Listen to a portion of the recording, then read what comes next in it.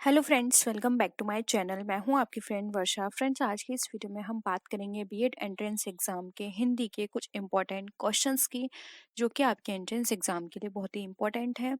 यहाँ पर हम टोटल 30 क्वेश्चंस को डिस्कस करेंगे, जो कि वन लाइनर होंगे और ये आपके एंट्रेंस एग्ज़ाम में एमसीक्यू की फॉर्म में बहुत सारे पूछे जाते हैं। तो स्टार्ट करते हैं वीडियो को। आपको वीडियो पसंद आए तो वीडियो को लाइक कीजिए, फ्रेंड्स के साथ शेयर कीजिए और किसी भी तरह की कोई भी क्वेरी हो तो प्लीज़ ज़रूर बताइएगा। साथ ही अभी तक आपने चैनल को सब्सक्राइब नहीं किया है तो प्लीज़ चैनल को सब्सक्राइब भी ज़रूर कीजिए। स्टार्ट करते हैं और देखते हैं कौन कौन से क्वेश्चंस हैं जो कि एंट्रेंस एग्जाम में पूछे जाते हैं। फर्स्ट है, हिंदी भाषा का प्रारंभ कब से माना जाता है।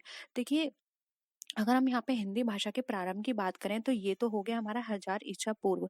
लेकिन इसको एक बार आप पूरी कैटेगरी वाइज याद कर लीजिए। हो सकता है कि हिंदी भाषा ना पूछ के वहाँ पे संस्कृत, पाली, प्राकृत, अपभ्रंश इनके बारे में पूछ लिया जाए, तो आपको पूरा पैटर्न पता होना चाहिए। देखिए, सबसे पहले जो भाषा आई थी, हमारी सबसे पुरानी भाषा यानी प्राचीन भाषा की बात करें तो वो संस्कृत थी। और इसका जो टाइम पीरियड था वो था हमारा 1500 से 500 ईसवी पूर्व। ठीक है। संस्कृत के बाद कौन सी भाषा आई? पाली। और देखिए, यहाँ पे ये 1500 से 500 ईसा पूर्व था, तो इसका क्या टाइम पीरियड होगा? 500 से 1 ईसा पूर्व। पाली के बाद आई थी हमारी प्राकृत भाषा। ठीक है। प्राकृत भाषा का जो टाइम पीरियड था वो था हमारा 1 ईस्वी से 500 ईस्वी। ठीक है। 1 से 500 ईस्वी, ये 500 है। ठीक है। और प्राकृत के बाद आई थी हमारी अपभ्रंश। अपभ्रंश का जो टाइम पीरियड था वो था हमारा 500 ईस्वी से 1000 ईस्वी। और अपभ्रंश के बाद आई हमारी हिंदी भाषा। हिंदी भाषा का टाइम पीरियड था हमारा 1000 ईसा से अब तक का। तो यहाँ पे हिंदी के लिए पूछा है, तो ये क्या हो गया? 1000 से अब तक का जो टाइम पीरियड है वो हमारा हिंदी भाषा का है। सबसे पुरानी थी संस्कृत। संस्कृत के बाद आई पाली। पाली के बाद आई प्राकृत। प्राकृत के बाद अपभ्रंश और फिर अपभ्रंश से बनी हमारी हिंदी। तो ये पूरी सीरीज है, आप इसको अपनी नोटबुक में लिख लीजिए और इस पूरी सीरीज को आप याद कर लीजिए। इनका टाइम पीरियड याद कर लीजिए, क्योंकि क्वेश्चन में बहुत पूछा जाता है कि जो पाली भाषा है वो किससे बनी, तो वो संस्कृत से बनी। और प्राकृत हमारी पाली से बनी, अपभ्रंश प्राकृत से, और अपभ्रंश के बाद हमारी जो भाषा बनी वो थी हिंदी, जो कि अब तक चली आ रही है। ठीक है। तो ये इसका जो टाइम पीरियड वो क्या है? 1000 ईस्वी से अब तक की। नेक्स्ट है, हिंदी भाषा के कितने राज्यों की राजभाषा, यानी हिंदी जो है वो भारत के कितने राज्यों की राजभाषा है? तो ये 10 राज्यों की राजभाषा है। नेक्स्ट है, हिंदी की देवनागरी वर्णमाला में कुल कितने वर्ण होते हैं? तो हिंदी की देवनागरी वर्णमाला में बात करें तो 52 वर्ण होते हैं। नेक्स्ट है, ध्वनि संकेतों को स्थायी रूप से देने के लिए किसकी खोज की गई? तो ध्वनि को स्थायी रूप देने के लिए लिपि की खोज की गई, जिसके थ्रू हम समझ सकते हैं कि अब इसकी ध्वनि निकल रही है। यानी कि हम पता कैसे चलेगा कि हम किस ध्वनि की बात कर रहे हैं? तो एक लिपि होगी जिसके माध्यम से हम बता सकते हैं कि ये इस चीज की ध्वनि है या ये इसकी ध्वनि है। ठीक है। नेक्स्ट है, भारतीय संविधान में किस भाषा को राष्ट्रभाषा के रूप में चिन्हित किया गया? तो ये चिन्हित किया गया था हिंदी भाषा को। नेक्स्ट है, किंडरगार्टन विधि के आविष्कारक कौन हैं? तो ये कहे जाते हैं फ्रोबेल, जिन्होंने किंडरगार्टन पद्धति को लेकर आए थे। नेक्स्ट है, देवनागरी लिपि एक लिपि है। देवनागरी लिपि किस तरह की लिपि है? तो ये एक वैज्ञानिक लिपि कही जाती है। नेक्स्ट है, त्रिभाषा सूत्र में कितनी भाषाओं का अध्ययन अनिवार्य रूप से किया जाता है? तो त्रिभाषा की बात करी जाए तो 3 भाषाओं का इसमें बात की जाती है। अब 3 भाषा कौन सी है? देखिए, एक तो हो गई हमारी, जो हमारी मेन भाषा है वो है हमारी हिंदी। दूसरी हो गई उस राज्य की भाषा, उस राज्य में जो भी उनकी भाषा होगी वो, यानी कि एक मातृभाषा, एक वहाँ की जो कॉमन भाषा होती है वो, यानी कि बोली वाली भाषा, और दूसरी हो गई और जो तीसरी है वो है हमारी इंग्लिश। तो ये 3 भाषा, त्रिभाषा में ये 3 चीजें आती हैं: मातृभाषा, वहाँ की बोलचाल वाली भाषा और इंग्लिश। नेक्स्ट आते हैं, भाषा एक सांकेतिक साधन है, यह किसकी युक्ति है? तो भाषा एक सांकेतिक साधन है, ये कहा था बाबूराम सक्सेना ने। ये एग्जाम में बहुत पूछा जाता है।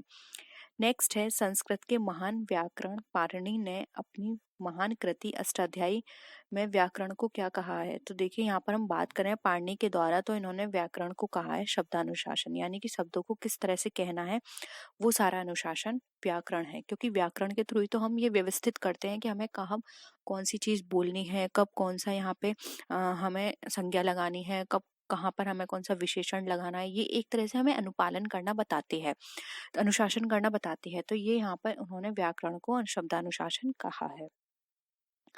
नेक्स्ट है, हिंदी को राष्ट्रभाषा का दर्जा कब प्रदान किया गया है? ये भी एग्जाम में बहुत पूछा जाता है। तो राष्ट्रभाषा की बात की जाए तो ये दर्जा मिला था 14 सितंबर 1949 को। ठीक है। नेक्स्ट है, भाषा का मानक रूप बालक सीखता है, यानी कि जो भाषा का मानक रूप है वो बालक कहाँ सीखता है? तो वो सीखेगा विद्यालय में, क्योंकि घर में उनकी बोलचाल की भाषा यूज की जाती है, लेकिन भाषा का जो मानक है, जिस जो अभी हमने बात करी ऊपर व्याकरण की, तो ये पूरी व्याकरण के तरीके से भाषा को सीखना ये हम सिर्फ विद्यालय में ही सीख सकते हैं। नेक्स्ट है, ये भी बहुत क्वेश्चन पूछा जाता है पंचतंत्र का। पंचतंत्र किसकी रचना है? तो पंचतंत्र जो है वो लिखी थी विष्णु शर्मा ने। एग्जाम में बहुत बार पूछा गया है, जीके में भी ये क्वेश्चन बहुत पूछा जाता है और हिंदी के अंदर भी। नेक्स्ट है, कालिदास की सर्वप्रसिद्ध रचना है, तो वो है अभिज्ञान शाकुंतलम। देखिए यहाँ पर बहुत सारे क्वेश्चंस ऐसे हैं जो कि आपके हिंदी में भी पूछे जा सकते हैं, आपके जीके में भी। ये जो क्वेश्चन है 14, 15, 16 ये आपके जीके में भी पूछे जाते हैं बहुत बार। तो आप यहीं पे अगर इनका रिवीजन कर लेंगे तो आपको डबल बेनिफिट मिलेगा। नेक्स्ट है, अष्टाध्यायी किसकी रचना है? तो अष्टाध्यायी किसने लिखी है? पाणिनि ने, जो कि अभी हमने ऊपर भी डिस्कस की थी। नेक्स्ट है, गीतांजलि के रचनाकार कौन है? तो गीतांजलि के रचनाकार रविन्द्रनाथ टैगोर हैं। नेक्स्ट है, ए मेरे वतन के लोगों जरा आंखों में भर लो पानी, ये जो गीत है इसके रचनाकार कौन थे? तो ये है कवि प्रदीप। और किसने गाया है ये गीत? तो ये गाया है लता मंगेशकर जी ने। ठीक है। नेक्स्ट है, हिंदी की सर्वप्रथम अखबार यानी कि पत्र का नाम क्या था? तो जो हिंदी का पहला पत्र था वो था उदत मार्तंड। ये भी बहुत पूछा जाता है हिंदी जीके दोनों में, दोनों ही पेपर में ये कई बार पूछा गया है क्वेश्चन। नेक्स्ट है, राष्ट्र कवि की उपाधि किस कवि को दिया गया है? तो वो दिया गया है मैथिली शरण गुप्त को। नेक्स्ट है, सुप्रसिद्ध मैथिली पदावली के रचनाकार कौन है? तो पदावली किसने लिखी थी? ये लिखी थी विद्यापति ने। नेक्स्ट है, प्रसिद्ध तिलस्मी उपन्यास चंद्रकांता की रचनाकार कौन है? तो चंद्रकांता लिखी थी देवकी नंदन खत्री ने। बहुत ही फेमस ये नाटक है। ठीक है। नेक्स्ट क्वेश्चन है, प्रसिद्ध कहानी पंच परमेश्वर के रचयिता कौन है? तो पंच परमेश्वर लिखी थी प्रेमचंद ने। अगेन ये पंच परमेश्वर भी एग्जाम में बहुत बार पूछी गई है। नेक्स्ट है, ज्ञानपीठ पुरस्कार किस क्षेत्र में श्रेष्ठ कार्य के लिए दिया जाता है? तो यहाँ पर हम बात करें ज्ञानपीठ पुरस्कार की, तो ये ज्ञानपीठ पुरस्कार दिया जाता है साहित्य के क्षेत्र में अच्छा कार्य करने के लिए। नेक्स्ट है, रंगभूमि उपन्यास के रचनाकार हैं। तो रंगभूमि उपन्यास के रचनाकार कौन होते हैं? वो है यहाँ पे प्रेमचंद। नेक्स्ट है, अंधा युग उपन्यास के लेखक कौन है? तो अंधा युग उपन्यास जो है उसको लिखा था धर्मवीर भारती ने। नेक्स्ट है, दक्षिण भारत में हिंदी प्रचार सभा का मुख्यालय कहाँ स्थित है? तो ये स्थित है चेन्नई में। अगर आप चाहते हैं कि हम फेमस जो भी रचनाएं हैं या फेमस बुक हैं उनको भी डिस्कस करना चाहते हैं आप, तो आप नीचे कमेंट सेक्शन में लिख सकते हैं। हम जो भी आपके एग्जाम में अब तक जितनी भी बुक्स रचनाएं पूछी गई हैं हम उनको एक बार फिर से डिस्कस कर लेंगे। ठीक है। नेक्स्ट है, दक्षिण भारत में हिंदी प्रचार सभा का मुख्यालय कहाँ स्थित है? चेन्नई। ये हो चुका है क्वेश्चन। नेक्स्ट है, हिंदी में मूल रूप से कितने रस माने गए हैं? तो मूल रूप से बात की जाए तो 9 रस माने गए हैं। ठीक है। नेक्स्ट है, मैथिली शरण गुप्त को राष्ट्र कवि की उपाधि किस रचना के लिए मिली? तो मैथिली शरण गुप्त की भारत भारती के लिए इनको राष्ट्र कवि की उपाधि दी गई थी। नेक्स्ट है, वर्तमान में प्रकाशित हिंदी पत्रिका हंस के संपादक कौन है? तो हंस लिखी थी राजेंद्र यादव ने।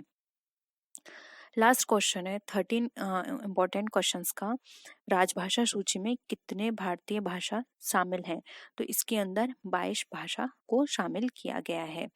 तो ये 30 क्वेश्चन थे जो कि आपके एग्जाम में फ्रिक्वेंटली पूछे गए हैं, जिनमें से कुछ क्वेश्चंस आपके जीके में भी आए हैं। तो आप इनका अच्छे से रिवीजन कर लीजिए, इनको रट लीजिए, क्योंकि लौट फिर के बार बार यही क्वेश्चंस आपके एग्जाम में पूछे जाते हैं। इसके साथ ही साथ कुछ फेमस रचनाएं भी हैं जो कि बहुत पूछी गई हैं, तो हम उनका एमसीक्यू और उनकी थ्योरी दोनों डिस्कस कर लेंगे आपके साथ, जिससे कि आपकी बहुत अच्छे से तैयारी हो जाए। इसके साथ ही साथ आप किसी पर्टिकुलर टॉपिक पे चाहते हैं कि हम वो डिस्कस करें, तो प्लीज़ उसका टॉपिक आप नीचे कमेंट सेक्शन में लिख दीजिए, हम उनको भी एक बार डिस्कस कर लेंगे। तो आई होप ये वीडियो आपके लिए हेल्पफुल रही होगी, आपके लिए प्रोडक्टिव रही होगी। कोई भी क्वेरी हो कमेंट सेक्शन में लिख सकते हैं। नेक्स्ट वीडियो में फिर मिलते हैं आपसे और भी अच्छी वीडियोस के साथ। तब तक के लिए टेक केयर, बाय बाय।